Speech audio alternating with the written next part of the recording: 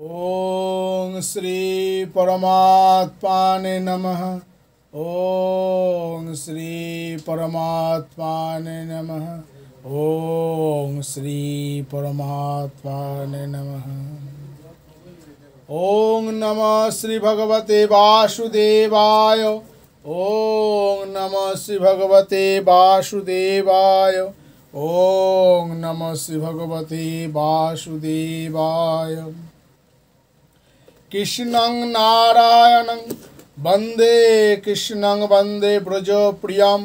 कृष्णं द्वैपायनं वन्दे कृष्णं वन्दे पितासुतं।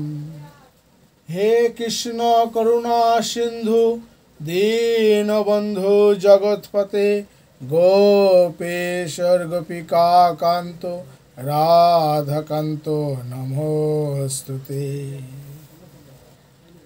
श्रीमद् भागवत महापुराण प्रथम स्कंद থেকে আমরা আজ শুনব উত্তরার গর্ভে ভগবান কর্তৃক পরীক্ষিতকে রক্ষা, কুন্তিকৃত শ্রীকৃষ্ণ স্তব ও যুধিষ্ঠিরের শোক প্রভৃতি।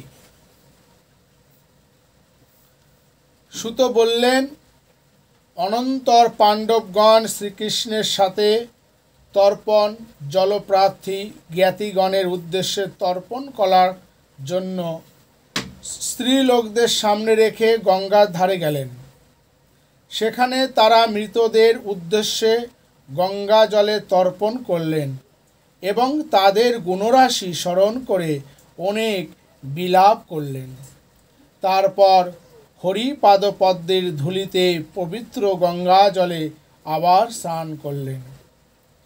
সেখানে নিজেদের ভাইদের সাথে পুরপতি মহারাজ যুধিষ্ঠির, ধৃতরাষ্ট্র, পুত্র সখে কাতরা, গান্ধারী, কুন্তি ও দ্রৌপদী সকলে মৃত স্বজনদের জন্য শোক করতে লাগলেন। ভগবান শ্রীকৃষ্ণ ধৌমাদি মুনিবৃন্দের সাথে তাদের সান্ত্বনা দিয়ে বললেন যে সংসারে জীবমাত্রই কালের অধীন, মৃত্যুর হাত থেকে কারোরই পরিত্রাণ নেই।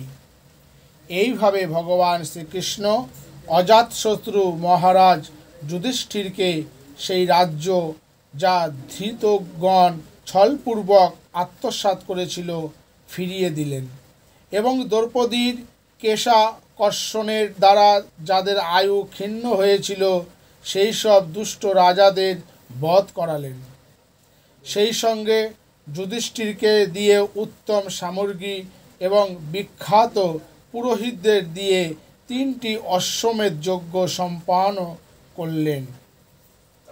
এইভাবে যুধিষ্ঠিরের পবিত্র যশ শত যজ্ঞকারী ইন্দ্রের মতো চারিদিকে বিস্তার করালেন। এরপর ভগবান শ্রীকৃষ্ণ সেখান থেকে বিদায় নেবার মনস্থ করলেন। পাণ্ডবদের কাছে তিনি বিদায় নিলেন এবং ব্যাস ইত্যাদি ব্রাহ্মণদের পূজা করলেন। তারাও ভগবানকে প্রতি পূজা করলেন। এরপর সাত্যকী ও উদ্ধবকে নিয়ে তিনি দ্বারকা যাবার জন্য রথে উঠলেন। এমন সময় তিনি দেখলেন যে উত্তরা ভয়ে বিহ্বলা হয়ে তার দিকে ছুটে আসছে। উত্তরা বললেন, হে দেবদেব, হে জগদীশ্বর, আপনি মহাযোগী, আপনি আমাকে রক্ষা করুন, রক্ষা করুন। আপনি ছাড়া আমাকে অভয় দানকারী আর কেউ নেই। কারণ এই সংসারে সকলেই পরস্পর পরস্পরের মৃত্যুর কারণ হয়ে থাকে। হে প্রভু, আপনি সর্বশক্তিমান। এই উত্তপ্ত লৌহ শল্যময় বাণ আমার দিকে ধেয়ে আসছে। হে নাথ, ওই শস্ত্র আমাকে দগ্ধ করুক, ক্ষতি নেই, কিন্তু আমার গর্ভস্থ সন্তান যেন নষ্ট না হয়, এই কৃপা করুন। সুত বললেন, ভক্তবৎসল ভগবান শ্রীকৃষ্ণ তার কথা শুনেই বুঝতে পেরেছিলেন যে পাণ্ডব বংশ নির্বংশ করার উদ্দেশ্যে অশ্বত্থামা ব্রহ্মাস্ত্র নিক্ষেপ করেছে। সৈনক সেই সময় পাণ্ডবরাও দেখলেন যে 5টি জ্বলন্ত বাণ তাদের দিকে ধেয়ে আসছে। অমনি শশব্যস্ত সেই বাণ নিবারণ করবার জন্য তারাও অস্ত্র ধারণ করলেন। সর্বশক্তিমান ভগবান শ্রীকৃষ্ণ তার অনন্য চিত্ত শরণাগত ভক্তদের আসন্ন এই মহা বিপদ দেখে নিজের অস্ত্র সুদর্শন চক্র দিয়ে তার আত্মীয় স্বজনদের রক্ষা করলেন। যোগেশ্বর শ্রীকৃষ্ণ অন্তর্যামী রূপে সর্বজীবের অন্তরস্থ আত্মা। পাণ্ডবদের বংশ পরম্পরা ধরে রাখার জন্য উত্তরার গর্ভকে নিজের মায়া কবচ দিয়ে আচ্ছন্ন করে দিলেন। হে সৈনক, ব্রহ্মাস্ত্র যদিও অব্যর্থ ও অনিবার্য, তবুও ভগবান শ্রীকৃষ্ণের তেজের সামনে পড়ে সে শান্ত হয়ে গেল, নিবারিত হয়ে গেল। এই ঘটনাকে অসম্ভব মনে করা ঠিক নয়, কারণ ভগবান অচিন্ত শক্তিশালী। তিনি তার নিজ শক্তি মায়ার দ্বারা স্বয়ং অজন্মা হয়েও এই সংসারের সৃষ্টি স্থিতি ও লয় সাধন করেন। ভগবান শ্রীকৃষ্ণ যখন প্রস্থান করতে উদ্যত হলেন, তখন ব্রহ্মাস্ত্র থেকে পরিত্রাত পঞ্চপুত্র ও দ্রৌপদীর সঙ্গে কুন্তী দেবী ভগবান শ্রীকৃষ্ণকে এইভাবে স্তব করলেন। কুন্তী দেবী বললেন, আপনি সমস্ত জীবের অন্তরে ও বাহিরে একভাবে অবস্থিত, কিন্তু ইন্দ্রিয় ও বুদ্ধির অগোচর, কারণ আপনি প্রকৃতির অতীত আদি পুরুষ পরমেশ্বর। আমি আপনাকে প্রণাম করছি। ইন্দ্রিয় দ্বারা যা কিছু বুঝতে পারা যায় তাও আপনি, এবং আপনি মায়া রূপা যবনিকা দিয়ে নিজেকে লুকিয়ে রাখেন। আমি অবোধ নারী, অবিনাশী পুরুষোত্তম আপনাকে কি করে চিনতে পারি? নাট্য রসানভিজ্ঞ মানুষ যেমন চরিত্রানুরূপ পোশাক পরা নাটকে প্রত্যক্ষ দেখেও তাকে স্বরূপে চিনতে পারে না, সেই রকমই আপনাকে দেখেও চেনা যায় না। আপনি শুদ্ধান্তকরণ বিবেকী জীবনমুক্ত পরমহংসদেব হৃদয়ে আপনার প্রেমময়ী ভক্তি শিক্ষা দেওয়ার জন্য অবতীর্ণ হয়েছেন। তাহলে আমার মতো অল্পবুদ্ধি নারী আপনাকে কি করে চিনতে পারবে? আপনি শ্রীকৃষ্ণ, বাসুদেব, দেবকী নন্দন, নন্দগোপের আদরের দুলাল। আপনাকে বারংবার প্রণাম। ব্রহ্মার উদ্গমনস্তয় কমল, যার নাভি হতে প্রকটিত সুন্দর কমল মালধারী, কমল নয়ন, কমল চিহ্নযুক্ত কমল চরণ। হে কৃষ্ণ, সেই আপনাকে আমার বারবার প্রণাম। ঋষিকেশ, আপনি যেভাবে দুষ্ট কংসের দ্বারা কারারুদ্ধা শোকাতুরা দেবকীকে রক্ষা করেছেন, সেই রকমই আমার পুত্রদের সাথে আমাকে বারবার বহু বিপদ থেকে রক্ষা করেছেন। আপনি আমার প্রভু, আপনি সর্বশক্তিমান। হে কৃষ্ণ, হে শ্রীকৃষ্ণ, কত বলবো?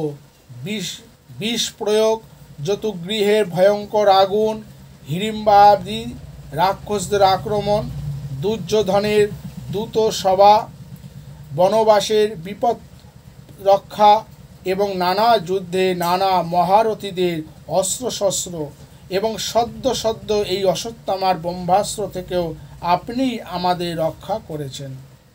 হে জগৎগুরু, আমাদের জীবনে পদে পদে বিপদ আসুক, কারণ বিপদের মধ্যেই নিশ্চিতভাবে আপনার দর্শন লাভ হয়, এবং আপনার দর্শন লাভ হলে আর জন্মমৃত্যুর চক্রে পড়তে হয় না।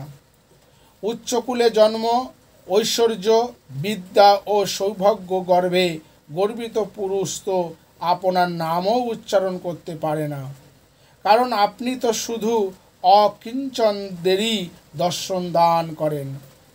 আপনি নির্ধনের পরম ধন, মায়ার প্রপঞ্চ আপনাকে স্পর্শ করতে পারে না। আপনি আত্মরাম, পরম শান্ত স্বরূপ। আপনি কৈবল্য ও মোক্ষের অধিপতি। আপনাকে বারবার প্রণাম করি। আমি আপনাকে অনাদি অনন্ত, সর্বব্যাপক, সর্বনিয়ন্তা, কালরূপ পরমেশ্বর বলে মনে করি। জগৎ সংসারের জীবগণ নিজেদের কর্ম অনুযায়ী পরস্পর বিরুদ্ধাচরণ করে, কিন্তু আপনি সকলের মধ্যে সমভাবে বিরাজমান রয়েছেন। ভগবান, আপনি যখন মানুষের মতো লীলা করেন, তখন আপনার কি উদ্দেশ্য নরলীলার তথ্য কেউ বোঝে না। আপনার প্রিয় বা অপ্রিয় কেউ নেই, তথাপি মোহ অন্ধ জীব আপনাকে পক্ষপাত দুষ্ট মনে করে। আপনি বিশ্ব আত্মা, বিশ্বরূপ। আপনি জন্মগ্রহণও করেন না, আপনি কোনো কর্মও করেন না, তবুও পশু পক্ষী মানুষ ঋষি জলচরাদি রূপে আপনি স্বেচ্ছায় জন্মগ্রহণ করেন এবং সেই যোনির অনুরূপ দিব্য কর্ম সম্পাদিত করেন। এসব তো আপনার লীলা মাত্রই। শৈশব লীলায় আপনি যখন দুধের ভাণ্ড ভেঙে যশোদা মাকে শিক্ষা দিলেন আর তিনি আপনাকে বাঁধবার জন্য হাতে দড়ি নিয়েছিলেন, তখন ভয়ে আপনার দু চোখ দিয়ে অশ্রু গড়াতে লাগলো। সেই অশ্রু কাজল ভিজিয়ে নয়ন যুগল ভয় ব্যাকুল করে দিয়েছিল, আর আপনি অধবদনে নতমস্তকে দাঁড়িয়েছিলেন। আপনার সেই অবস্থা লীলা ছবি ধ্যান করে আমি মোহিত হয়ে যাই। যার নামে ভয়ভীত হয়ে পালায়, তার একই লীলা। আজন্মা হয়েও আপনি কেন জন্মগ্রহণ করেছেন, তার কারণ ব্যাখ্যা করে কোনো মহাপুরুষ বলেন যে, মলয় পর্বতে যশ বিস্তার করার জন্য যেমন সেখানে চন্দন গাছ জন্মায়, তেমনি আপনার প্রিয় ভক্ত পুণ্যশ্লোক রাজা যদুর কীর্তি বিস্তারেরই জন্যই আপনি তার বংশ অবতীর্ণ হয়েছেন। আবার কেউ কেউ বলে যে, বসুদেব ও দেবকী পূর্বজন্মে সুতপা ও কৃষ্ণী রূপে আপনার কাছে এই বর লাভ করেছিলেন। সেই জন্য অজন্মা হওয়া সত্ত্বেও জগৎ কল্যাণের কারণে এবং অসুর নাশনের জন্য তাদের পুত্র রূপে জন্মগ্রহণ করেছেন। কেউ কেউ আবার একথাও বলে যে, এই পৃথিবী দৈত্যভারে সমুদ্রে মঞ্জমান হয়ে টলমল করছিল, পীড়িত হচ্ছিল, তখন ব্রহ্মার প্রার্থনায় সেই ভার হরণের জন্য আপনি আবির্ভূত হয়েছেন। কোনো মহাপুরুষ আবার একথাও বলেন যে, জীব সকলে সংসারে অজ্ঞান কামনা কর্মবন্ধন পড়ে কষ্ট পাচ্ছে, সেই সব জীবের কল্যাণার্থে শ্রবণ ও স্মরণযোগ্য লীলা করবার জন্যই আপনি অবতার গ্রহণ করেছেন। ভক্তগণ বারবার আপনার চরিত্রলীলা শ্রবণ করেন, গান করেন, কীর্তন করেন এবং স্মরণ করে আনন্দিত হয়ে থাকেন। তারা অচিরেই আপনার সেই চরণ কমলের দর্শন লাভ করেন, যার দর্শনে পুনঃ পুনঃ জন্ম মরণ প্রবাহ চিরতরে শেষ হয়।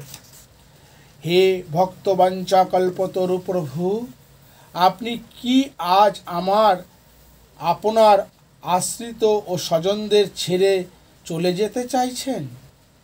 আপনি জানেন যে আপনার চরণ কমল ছাড়া আমাদের আর কোনো আশ্রয় নেই। পৃথিবীর নিপতিকূলে তো আমরা সব শত্রু হয়ে গিয়েছি। প্রাণবায়ুর অবর্তমানে ইন্দ্রিয়গণ যেমন শক্তিহীন হয়ে যায়, সেই রকমই আপনার অদর্শনে যাদব বা আমার পুত্র পাণ্ডবদের নাম অথবা রূপের কি অস্তিত্ব আছে? হে গদাধর, এখন আপনার ধ্বজ বজ্রাঙ্কুশ লক্ষণ চরণচিহ্ন অঙ্কিত এই হস্তিনাপুর ভূমি যে শোভা ধারণ করেছে, আপনি চলে গেলে এই শোভা আর থাকবে না। আপনার কৃপা দৃষ্টিতেই এই দেশ সুপক্ক ফসল ও লতা বৃক্ষে সুসমৃদ্ধ হচ্ছে। এই বন, পর্বত, নদী এবং সমুদ্র আপনার কৃপা দৃষ্টিতেই বৃদ্ধিপ্রাপ্ত হচ্ছে। আপনি জগতের প্রভু, বিশ্ব আত্মা ও বিশ্বরূপ। আত্মীয় যাদবগণ ও পাণ্ডবগণের মধ্যে আমার সুদৃঢ় মমতা বন্ধন জড়িয়ে গেছে। এই স্নেহবন্ধন আপনি দূর করে দিন। হে কৃষ্ণ, হে শ্রীকৃষ্ণ, গঙ্গা যেমন তার জলপ্রবাহকে অবিচ্ছিন্নভাবে সমুদ্রে প্রবাহিত করেন, তেমনি আমার মতিও যেন অন্য বিষয় থেকে নিবৃত্ত হয়ে সাক্ষাৎ আপনাতে অবিচ্ছিন্ন অনুরাগ প্রবাহ বহন করে। হে শ্রীকৃষ্ণ, অর্জুনের প্রিয় সখা, যদুকুল শিরোমণি, আপনি পৃথিবীর ভারস্বরূপ রাজবেশধারী দৈত্যদের দহনের জন্য অগ্নিতুল্য, আপনার শক্তি অনন্ত। হে গোবিন্দ, আপনার এই অবতার ব্রাহ্মণ দেবগণের দুঃখ নিবারণের জন্যই হয়েছে। হে যোগেশ্বর, হে জগৎগুরু, আমি আপনাকে প্রণাম করছি। সুত বললেন, এইভাবে কুন্তী দেবী অতীব মধুর বাক্যের দ্বারা ভগবানের অধিকাংশ লীলার বর্ণনা করলেন। এইসব শুনে ভগবান শ্রীকৃষ্ণ কুন্তী দেবীকে নিজ মায়া দ্বারা মোহিত করে যেন মৃদু মৃদু হাস্য করতে লাগলেন। তিনি কুন্তীকে বললেন, আচ্ছা তাই হবে, এবং রথ থেকে নেমে হস্তিনাপুরে প্রবেশ করলেন। সেখানে কুন্তী ও সুভদ্রা প্রমুখ রমণীদের থেকে বিদায় নিয়ে তিনি যখন নিজ পুরী দ্বারকাতে যেতে উদ্যত হলেন, তখন রাজা যুধিষ্ঠির অতীব প্রীতিপূর্ণভাবে তাকে নিবারণ করলেন। নিজের ভাই বন্ধুদের মৃত্যুতে রাজা যুধিষ্ঠির অত্যন্ত শোকার্ত ছিলেন। ভগবৎ লীলা, মর্মঙ্গ ব্যাস ইত্যাদি মহর্ষিগণ এবং স্বয়ং অদ্ভুত রহস্যময় লীলাধারী ভগবান শ্রীকৃষ্ণ বহু কথা কাহিনী বর্ণনা করে যুধিষ্ঠিরকে শান্ত করবার অনেক চেষ্টা করলেন, কিন্তু শোকে অভিভূত রাজা যুধিষ্ঠির প্রবোধ মানলেন না। হে শৌনকাদি ঋষিগণ, ধর্মপুত্র রাজা যুধিষ্ঠির যুদ্ধে আত্মীয় স্বজনদের বিনাশে অত্যন্ত দুশ্চিন্তাগ্রস্ত ছিলেন। তিনি অজ্ঞানাচ্ছন্ন চিত্রে সেন ও মোহবশে বলতে লাগলেন, আমি এতই দুষ্ট আত্মা ও অজ্ঞ যে আহা, শেয়াল কুকুরের ভক্ষ এই অনাত্মা দেহের সুখের জন্য কত অক্ষয়ণী সেনা নাশ করলাম। আমি বালক ব্রাহ্মণ আত্মীয় মিত্র পিতৃব্য ভাই বন্ধু এবং গুরুজনদের প্রতি শত্রুতা করে তাদের বধ করেছি। অনন্তকাল নরক ভোগেও আমার নিস্তার হবে না। শাস্ত্র যদিও বলে যে প্রজা পালনের জন্য রাজা যদি ধর্মযুদ্ধে শত্রু নাশ করে তাহলে তাতে পাপ হয় না, তবুও এই শাস্ত্রবচন আমাকে প্রবোধ দিতে পারছে না। কুরুক্ষেত্র যুদ্ধে কুল রমণীদের প্রতি পুত্র ভ্রাতা বন্ধুদের বধ করাতে তাদের প্রতি আমার যে অপরাধ হয়েছে, গৃহস্থাশ্রম মোচিত যাগযজ্ঞাদি ক্রিয়াকর্মের অনুষ্ঠানে সেই অপরাধ স্থালন হবে না। কাদা দিয়ে যেমন ঘোলা জল স্বচ্ছ করা যায় না, অপবিত্র জিনিস যেমন সুরা দিয়ে ধুলেও পবিত্র হয় না, তেমনি প্রাণীবধরূপ একটি মাত্র দুষ্কর্ম হিংসাময় যজ্ঞের দ্বারা দূর করা যায় না। সুত বললেন, এইভাবে রাজা যুধিষ্ঠির প্রজাদ্রোহের ভয়ে ভীত হয়ে রাজধর্মাদি বিশদভাবে জানবার জন্য কুরুক্ষেত্রে, সেখানে মহারথী ভীষ্ম সরসজ্জায় শায়িত ছিলেন, সেখানে তার কাছে গেলেন। হে শৌনকাদি ঋষিগণ, পাণ্ডব ভাইয়েরা উত্তম অশ্বযুক্ত স্বর্ণ অলঙ্কারে ভূষিত রথে আরোহণ করলে যুধিষ্ঠিরের অনুগমন করলেন। তাদের সাথে ব্যাস, ধৌম্য প্রমুখ ব্রাহ্মণগণও ছিলেন। হে শৌনক, ভগবান শ্রীকৃষ্ণ অর্জুনের সঙ্গে রথে করে তাদের অনুসরণ করলেন। সেই দৃশ্য এমন সুন্দর দেখাচ্ছিল যে যক্ষগণে পরিবেষ্টিত হয়ে ধনাধিপতি কুবের যাত্রা করছেন। পাণ্ডবগণ শ্রীকৃষ্ণ ও অনুচরদের সাথে সেখানে গিয়ে দেখলেন যে পিতামহ ভীষ্ম যেন স্বর্গ থেকে পতিত দেবতার মতো পৃথিবীতে পড়ে রয়েছেন। তারা পিতামহকে প্রণাম করলেন। হে শৌনক, সেই সময় ভরত কুলপতি তিলক ভীষ্ম পিতামহকে দর্শনের জন্য সমস্ত ব্রহ্মা ঋষি, দেবশ্রী ও রাজর্ষিরা সেখানে এসেছিলেন।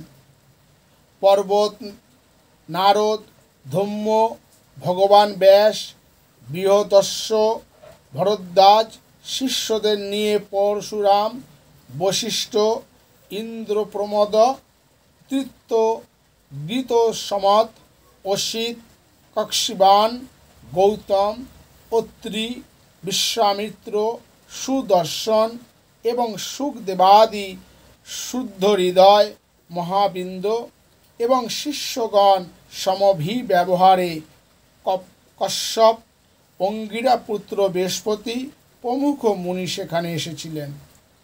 ভীষ্ম ধর্ম এবং দেশকালের বিভাগ কোথায়, কখন কি করা উচিত এইসব জানতেন। সেই সব মহাপ্রবাহ ঋষিদের সম্মিলিত হতে দেখে তিনি তাদের যথাযোগ্য সম্মান করলেন।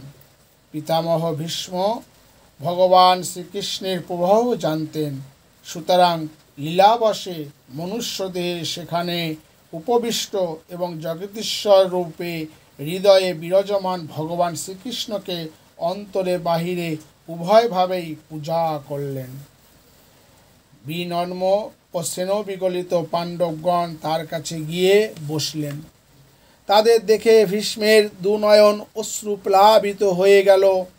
তিনি তাদের বললেন, হে ধর্মপুত্র পাণ্ডবগণ, হায় হায়, বড়ই অন্যায় ও দুঃখের কথা যে ব্রাহ্মণ ধর্ম ও ভগবানের আশ্রিত হয়েও তোমাদের এই কষ্টকর জীবনযাপন করতে হয়েছে। তোমরা কোনো দিনই এর উপযুক্ত ছিলে না। মহারথী পাণ্ডুর মৃত্যুর সময় তোমরা বালক ছিলে। সেই সময়ে তোমাদের জন্য কুন্তী দেবীকে এবং তোমাদেরও অনেক কষ্ট পেতে হয়েছে। মেঘ যেমন বায়ুর দ্বারা চালিত হয়, সেই রকমই লোকপালগণসহ সমগ্র জগৎ মহাকাল ভগবানের দ্বারাই চালিত হয়। আমার ধারণা যে তোমাদের জীবনে যত কিছু অপ্রিয় ঘটনা ঘটেছে এ সবই তারই লীলা মাত্র। নচেৎ যেখানে সাক্ষাৎ ধর্মপুত্র যুধিষ্ঠির রয়েছেন, গদাধারী ভীম এবং রক্ষক রূপে ধনুর্ধারী অর্জুন রয়েছেন, গাণ্ডীব ধনু রয়েছে এবং শ্রীকৃষ্ণ স্বয়ং যাদের পরম বান্ধব, সেখানে কোনো রকমেই বিপদ কি আসতে পারে? এই যে কাল রূপ শ্রীকৃষ্ণ, ইনি কখনো কি করতে ইচ্ছা করেন এ খবর কেউ কখনো জানতে পারে? বড় বড় জ্ঞানী পুরুষও তার এই অভিলাষ জানবার চেষ্টা করে মোহগ্রস্ত হয়ে পড়েন। হে যুধিষ্ঠির, জগৎ সংসারের এই সব ঘটনা ঈশ্বরের ইচ্ছার অধীন। সেই ঈশ্বর ইচ্ছার অনুগত হয়ে তুমি এই সকল অনাথ প্রজাদের প্রতিপালন করো, কারণ তুমি এখন এদের প্রভু এবং এদের পালনের সমর্থ। এই শ্রীকৃষ্ণ সাক্ষাৎ ভগবান, সকলের আদি কারণ ও পরম পুরুষ নারায়ণ। নিজের মায়া দিয়ে বিশ্ব সংসারকে মোহিত করে যদুকুলে অবতীর্ণ হয়ে প্রচ্ছন্ন থেকে লীলা করছেন। এর মহাপ্রভাব অগম্য ও রহস্যময়। হে যুধিষ্ঠির, ভগবান শঙ্কর, দেবর্ষি নারদ এবং স্বয়ং ভগবান কপিলই তা জানেন। তোমরা যাকে মাতুল সম্পর্কিত ভাই, প্রিয় মিত্র এবং সর্বাপেক্ষা হিতকারী বলে মনে করো এবং স্নেহবশত যাকে কখনো মন্ত্রী, কখনো দূত, আবার কখনো সারথি করতেও ইতস্তত করনি, তিনি স্বয়ং পরমাত্মা। এই সর্ব আত্মা সমদর্শী, অদ্বিতীয়, অহংকার এবং নিষ্পাপ পরমাত্মাতে উঁচু নিচু কোনো কাজেই যোগ্য অযোগ্যের বিচার নেই। হে যুধিষ্ঠির, এইভাবে সর্বত্র সমভাবাপন্ন হওয়া সত্ত্বেও চেয়ে দেখো তো তার অনন্য প্রেমী ভক্তদের প্রতি তার কি অসীম কৃপা। এই কারণেই প্রাণ ত্যাগের সময়ে তিনি আমাকে দর্শন দেবার জন্য উপস্থিত হয়েছেন। ভগবৎ পরায়ণ যোগী পুরুষগণ ভক্তিপূর্ণ মনে মুখে হে কৃষ্ণ, হে গোবিন্দ প্রভৃতি নাম কীর্তন করতে করতে দেহত্যাগ করে কামনা ও কর্মবন্ধন থেকে মুক্ত হয়ে যান। ইনি দেবাদিদেব ভগবান। তার প্রসন্ন হাস্য ও রক্তকমল সম অরুণ নয়নে শোভিত এবং চতুর্ভুজ রূপ, যার দর্শন মানুষের কেবল ধ্যানযোগেই হয়। যতক্ষণ না আমার এই দেহত্যাগ হয় সেই পর্যন্ত আমার কাছে অপেক্ষা করুন। সুত বললেন, যুধিষ্ঠির তার এই উপদেশ শুনে সরসজ্জায় শায়িত ভীষ্মকে সমবেত ঋষিগণের সামনেই ধর্ম বিষয়ে নানাবিধ প্রশ্ন জিজ্ঞাসা করলেন। তত্ত্বজ্ঞ ভীষ্ম তখন বর্ণ ও আশ্রম অনুযায়ী স্বাভাবিক ধর্ম এবং বৈরাগ্যরূপ নিবৃত্তি মার্গ ও আসক্তিরূপ প্রবৃত্তি মার্গ, দান ধর্ম, রাজধর্ম, মোক্ষ ধর্ম, স্ত্রী ধর্ম ও ভগবত ধর্ম এইসবের পৃথক পৃথক সংক্ষেপে এবং বিস্তারিতভাবে বর্ণনা করলেন। হে সৌনক, সেই সঙ্গে ধর্ম, অর্থ, কাম ও মোক্ষ এই চার পুরুষার্থ এবং অনেক ইতিহাস উপাখ্যান দ্বারা ব্যাখ্যা করে এই চতুর্বর্গ প্রাপ্তির বর্ণনা করলেন। ভীষ্ম এই সব ধর্মের প্রবচন করতে করতে যোগীদের বাঞ্ছিত ইচ্ছা মৃত্যুর কাল উত্তরায়ণের সময় এসে গেল, যা ইচ্ছা মৃত্যু সম্পন্ন ভগবৎ শরণাগত যোগীগণের অভীষ্ট। তখন সহস্র রথিনায়ক ভীষ্ম বাক সংযম করে মনকে সব কিছু থেকে আকর্ষণ করে সম্মুখে অবস্থিত আদি পুরুষ ভগবান শ্রীকৃষ্ণকে সমাহিত করলেন। ভগবান শ্রীকৃষ্ণের চতুর্ভুজ সুন্দর বিগ্রহরূপ। সেই সময় তিনি পীতাম্বরণ ধারণ করেছিলেন। ভীষ্মদেবের চোখ দুটি তাতে নিবদ্ধ হয়ে গেল। শস্ত্রাঘাতে তার যে পীড়া হচ্ছিল তা তো ভগবানের দর্শন মাত্রেই অবিলম্বে দূর হয়ে গিয়েছিল এবং ভগবৎ বিষয়ক বিশুদ্ধ ধারণা দ্বারা তার ভগবৎ প্রাপ্তির প্রতিবন্ধক বিঘ্নসমূহ নষ্ট হয়ে গিয়েছিল। এখন দেহত্যাগের সময়ে তিনি সমস্ত ইন্দ্রিয় বৃত্তির চাঞ্চল্য স্তব্ধ করে দিয়ে অতীব ভক্তি সহকারে ভগবানের স্তব করলেন। ভীষ্মদেব বললেন, নানা অনুষ্ঠানের দ্বারা অত্যন্ত শুদ্ধ ও নিরাসক্ত হয়ে গেছে আমার সেই বুদ্ধি আমি যদুকুল শিরোমণি অনন্ত ভগবান শ্রীকৃষ্ণের চরণে সমর্পণ করেছি। যেই শ্রীকৃষ্ণ স্বীয় পরমানন্দ স্বরূপে অবস্থিত থেকেই কখনো কখনো লীলা বিস্তার করার জন্য প্রকৃতিকে যোগমায়াকে আশ্রয় করেন, যার ফলে প্রকৃতির এই সৃষ্টি পরম্পরা প্রবহমান থাকে। যার দেহ ত্রিভুবন সুন্দর তমাল সদৃশ্য নির্বর্ণ, যেই দেহে সূর্যকিরণ সদৃশ্য উৎকৃষ্ট পীতাম্বরে পরিবৃত্ত এবং রাশি রাশি কুঞ্চিত কেশ দ্বারা যার মুখখানি আচ্ছাদিত, সেই অর্জুন সখা শ্রীকৃষ্ণে আমার অকপট মতি হোক। কুরুক্ষেত্র যুদ্ধক্ষেত্রে তার সেই বিলক্ষণ মূর্তি আমার মনে আসছে। তার মুখমণ্ডলে ইতস্তত সঞ্চারিত কেশরাশি অশ্বক্ষুরথিত ধুলোরাশিতে মলিন হয়ে গিয়েছিল, আর তার মুখকমলে ছোট ছোট ঘর্মবিন্দু চকচক করছিল। আমি আমার তীক্ষ্ণ স্বরাঘাতে তার শরীর ক্ষতবিক্ষত করেছিলাম। সেই সুন্দর বর্ম পরিহিত ভগবান শ্রীকৃষ্ণের প্রতি আমার দেহ, মন ও আত্মা সমর্পিত হোক। নিজ সখা অর্জুনের কথা স্বীকার করে যিনি অবিলম্বে পাণ্ডব ও কৌরব সেনার মধ্যে নিজ রথ স্থাপন করেছিলেন এবং যেখানে তিনি স্থিত হয়ে নিজের দৃষ্টির দ্বারাই শত্রুপক্ষের আয়ু হরণ করেছিলেন, সেই পার্থ সখা ভগবান শ্রীকৃষ্ণে আমার পরম প্রীতি হোক। দূরে অবস্থিত স্বজন কৌরব সৈন্য এবং আমাদের দেখে সেই অর্জুন স্বজন নিধনে বিরত হয়েছিল, সেই সময় যিনি গীতারূপে আত্মবিদ্যা উপদেশ দিয়ে অর্জুনের সাময়িক অজ্ঞান দূর করেছিলেন, সেই পরম পুরুষ ভগবান শ্রীকৃষ্ণের চরণে আমার প্রীতি অবচলিত থাকুক। আমি প্রতিজ্ঞা করেছিলাম যে শ্রীকৃষ্ণকে শস্ত্র গ্রহণের বাধ্য করব। সেই প্রতিজ্ঞা সত্য করার জন্য তিনি তার নিজ শস্ত্র গ্রহণ না করার প্রতিজ্ঞা ভঙ্গ করেছিলেন। তখন তিনি রথ থেকে লাফিয়ে নিচে নামলেন এবং সিংহ যেমন হাতিকে বধ করার জন্য ধাবিত হয়, সেইভাবেই রথের চাকা হাতে নিয়ে আমার দিকে দৌড়ে আসেন। সেই সময় তিনি এমন বেগে ধাবিত হন যে তার শরীরস্থ উত্তরীয়খানি মাটিতে পড়ে যায় এবং মেদিনী কম্পিত হতে থাকে।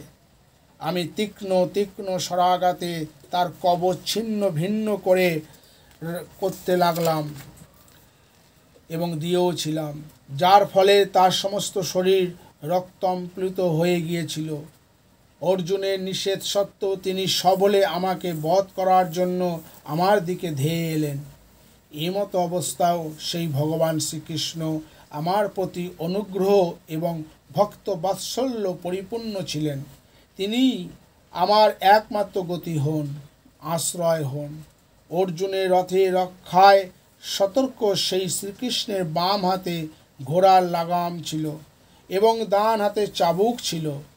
এই দুয়ের শোভায় সেই সময় যিনি অপূর্ব রূপ ধারণ করেছিলেন এবং ভারত যুদ্ধে নিহত যোদ্ধাগণ এই রূপের দর্শন করে সারপ্য মোক্ষ লাভ করেছিলেন, সেই পার্থসারথী ভগবান শ্রীকৃষ্ণের মৃত্যু পথযাত্রী আমার পরম প্রীতি হোক। যার সুন্দর গমন, পরিহাস্য বাক্য, মধুর মৃদু হাস্য, সপ্রেম কটাক্ষ ভঙ্গির দ্বারা পরম সম্মানিত গোপীগণ রাসলীলার মধ্যে তার অন্তর্ধানে মহাপ্রেমিক বিকারগ্রস্তা হয়ে ভগবত লীলা অনুকরণ করে তন্ময় হয়ে গিয়েছিল, সেই ভগবান শ্রীকৃষ্ণে আমার পরম প্রীতি হোক। যুধিষ্ঠিরের রাজসূহ যজ্ঞের সময় মুনিগণ ও শ্রেষ্ঠ নরপতিগণ তথায় উপস্থিত ছিলেন। সেখানে সেই সভা মধ্যে সকলের প্রতিনিধিরূপে সর্বাগ্রগণ্য ও দর্শনীয় শ্রীকৃষ্ণের অর্ঘ্য পূজা আমার চোখের সামনেই সম্পন্ন হয়েছিল। তিনি সকলের আত্মা ও প্রভু। আজ তিনি মৃত্যুকালে আমার সামনে দাঁড়িয়ে আছেন। আকাশের একই সূর্য যেমন নানা স্থানে অবস্থিত নানা ব্যক্তির চোখে বিভিন্ন রূপে প্রকাশিত হন, সেই রকমই অজন্মা ভগবান শ্রীকৃষ্ণ তার নিজের দ্বারা সৃষ্ট বিভিন্ন দেহীর মধ্যে ভিন্ন ভিন্ন রূপে প্রতিভাত হন। প্রকৃতপক্ষে তো তিনি এক এবং সকল জীবের হৃদয়েই বিরাজমান। সেই ভগবান শ্রীকৃষ্ণকে আমি ভেদ বুদ্ধি রহিত হয়ে এক এবং অদ্বিতীয় রূপে বুঝতে পেরেছি। সুত বললেন, এইভাবে ভীষ্ম মন, বাক্য ও চক্ষুসহ নিজেকে আত্মস্বরূপ ভগবান শ্রীকৃষ্ণে লীল করে দিলেন। তার প্রাণ শ্রীকৃষ্ণে বিলীন হয়ে গেল। তিনি অনন্ত ব্রহ্মে লীল হয়েছেন বুঝতে পেরে দিনের অবসানে পক্ষীকুল যেমন নীরব হয়ে যায়, সকলে নির্বাক হয়ে গেলেন। সেই সময় স্বর্গে ও মর্তে দ্বন্দ্বভিধ্বনি হতে লাগলো।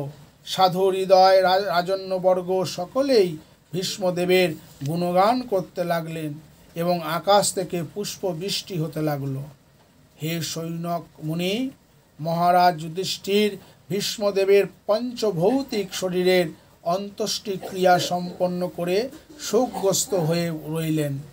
মুনিগণ পুলকিত হয়ে শ্রী গোবিন্দের বেদগুহ নাম সমূহের দ্বারা তার স্তুতি করলেন।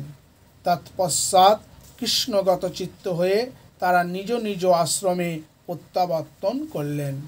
এরপর যুধিষ্ঠির ভগবান শ্রীকৃষ্ণের সাথে হস্তিনাপুরে গমন করে পিতৃব্য ধৃতরাষ্ট্র ও শোক সন্তপ্তা গান্ধারীকে সান্ত্বনা প্রদান করলেন।